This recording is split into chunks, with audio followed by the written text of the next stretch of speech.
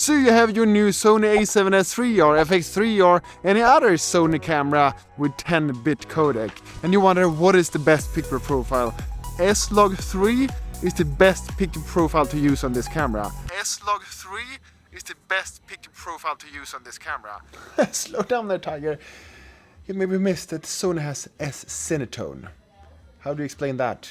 Thank you for mentioning that. I mean, SCinetone is a great picture profile, especially if you're gonna have it as a straight out of the camera picture profile and you don't want to do anything in post.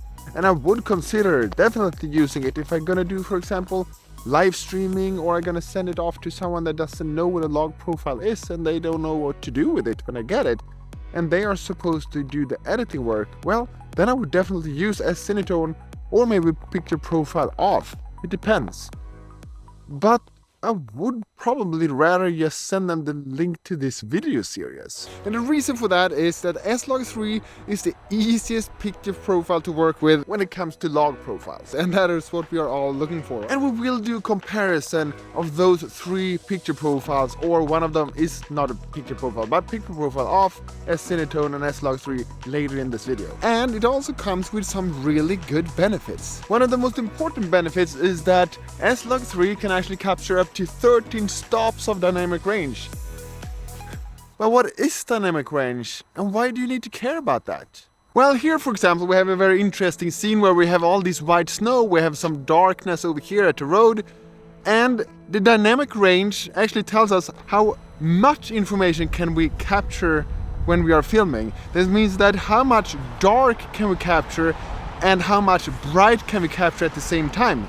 And if we have a low dynamic range, that means that we maybe can only capture, well, the things that are not very dark and the things that are not very bright. But if we have a big dynamic range, that means that we can capture things that are really dark and really bright, and at the same time keep the details so you can see what we actually are recording. But to be able to do that, it's actually important that we use a camera with 10-bit or more. That's why I should not recommend to use Slog 3 on, for example, Sony A7 III or any other cameras that only record in 8-bit. So for example, in this scene, it means that we can capture both details in the snow over here and in the dark trees at the same time. If we have lower dynamic range, that means that we maybe have to limit ourselves to capture only the details in the snow or in the darker parts of the shot. But to be able to do that, it's very crucial and important that you have actually exposed your footage correctly. And that's why in an upcoming video I'm going to show you exactly how to correctly expose Slog 3. Okay, so the exposure is correct. Now we should deal with the footage and video when we get it into the editing software. And when we are there, it's super important to stretch out this compressed image correctly.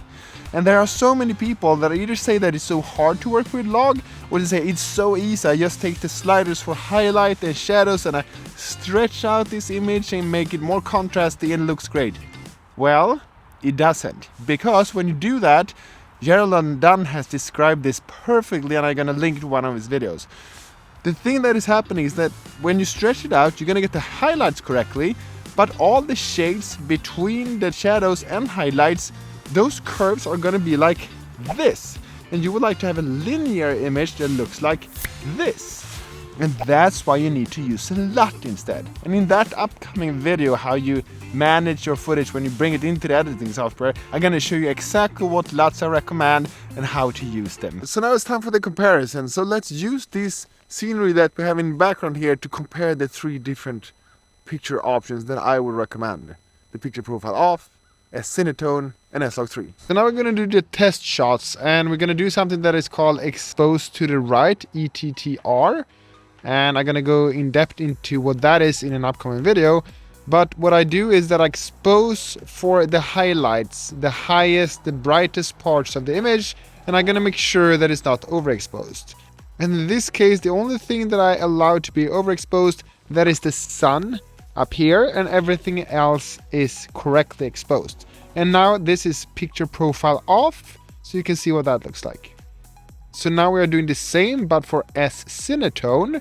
So now we are exposing for the highlights, and you can see how much details we have in the highlights and the shadows. And now we are on Slog 3. We can see a lot more details in the highlights, and maybe not so easy to see in the shadows, but definitely the highlights you can see how much more details we have.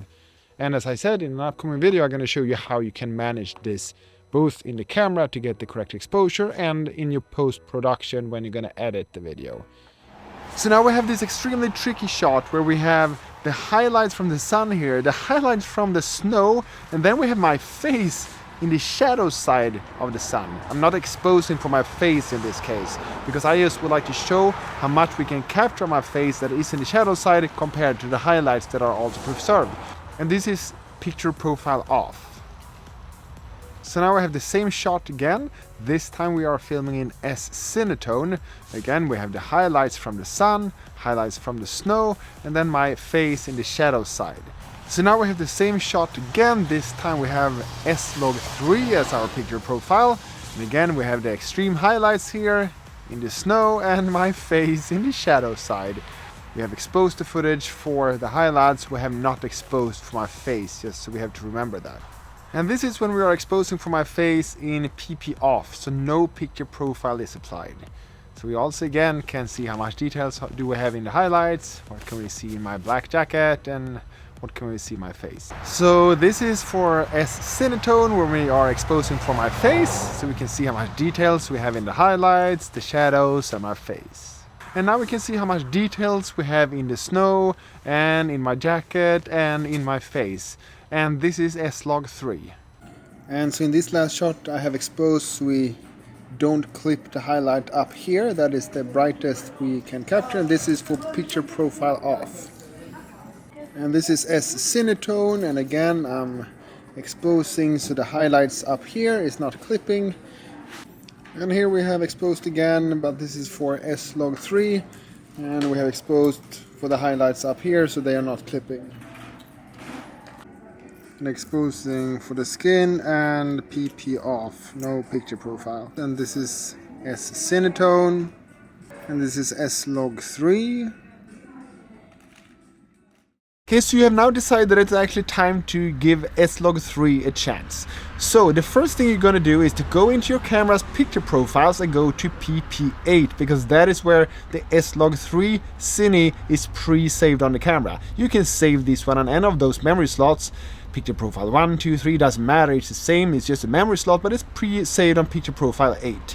So the first thing I recommend you to do, if you've maybe been in there and messed things around, go at the bottom and click on reset. After you reset, the only thing I'd change is to go to details. Many recommend that you keep this on -7, but to my experience, I take this one up a notch to -2, because I think it's such a tedious and annoying work to add back details in post, and -2 is a good level where it doesn't look over sharpened and you don't need to add extra sharpening in post. So that's it for this video. Looking forward to seeing the next one. Over and out from Canada. Bye.